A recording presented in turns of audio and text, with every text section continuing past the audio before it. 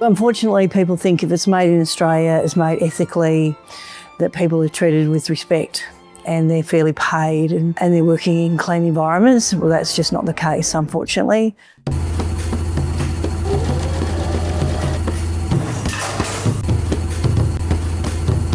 The kids, they said, "Mom never sleep. They work like a slave.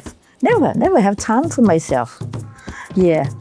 There is no fair go for these workers. I think we're celebrating that we're survivors. The good work that ECA has done is that it has changed the lives of many, many workers. I still get goosebumps to this day when thinking about how extraordinary the program in and of itself is. The founders of this program and the people that came together to actually develop something of this structure Stop exploitation in this industry. is quite extraordinary.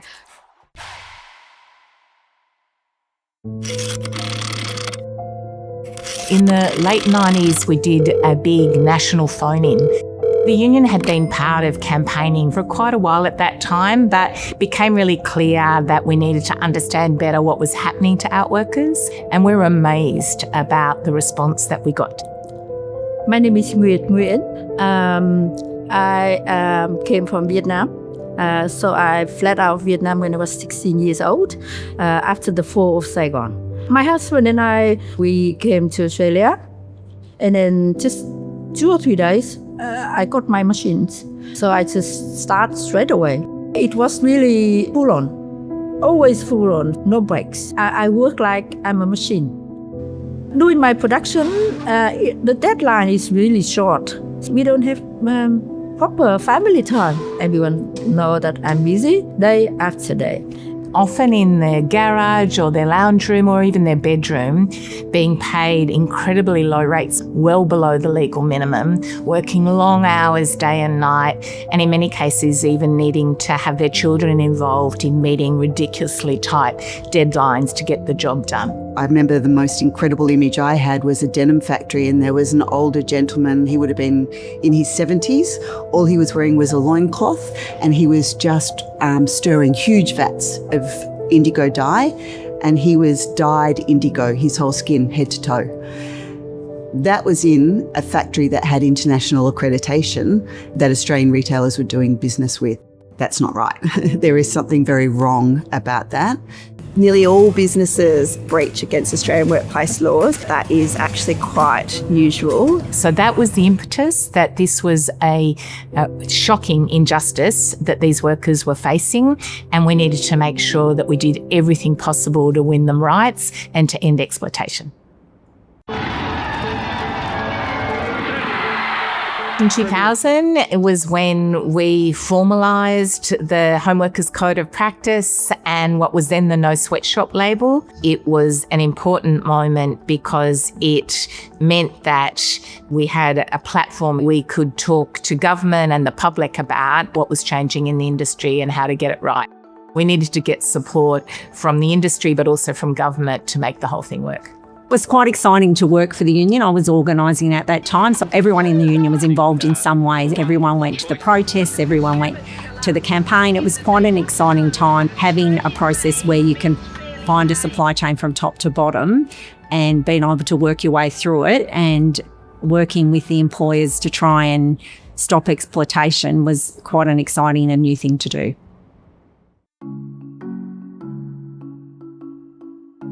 In order to operate in the uniform workwear sector for government, you needed to ensure that your supply chain was compliant with ECA. That's how we started on the journey. I was really proud of being part of the first prosecutions that we done around outworker breaches. So that was a big moment, because having a court saying that you can't do it and putting up such a high penalty was pretty awesome. Just meeting outworkers and seeing them get what they're entitled to and being so happy about that is, I'd say, a really big win. We realised that if we were going to fix this issue, that we needed to do multiple things at once. And all of those things required multiple elements.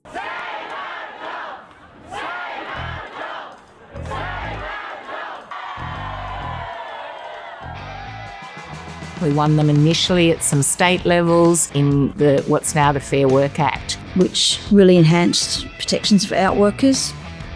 and essentially deemed all contract out workers to be employees for the benefits of the Fair Work Act, and that was really significant reform. It took many, many years of advocacy for that to occur.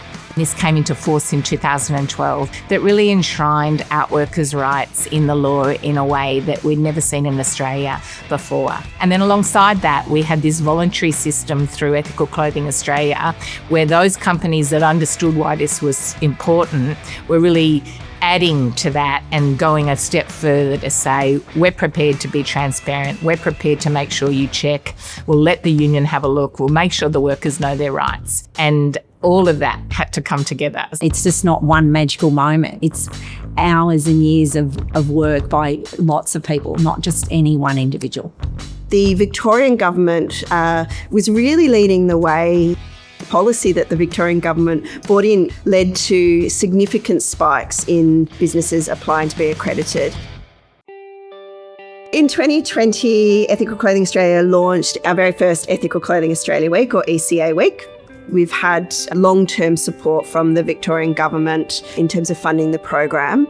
We are starting to see, some of the shift in where we place the obligation on people to ensure supply chains are ethical and transparent. The easy solution is ask them to be accredited with us, and we do that hard work for them. Globally, Ethical Clothing Australia is looked upon as being a gold standard in terms of what's being created to protect the rights of workers.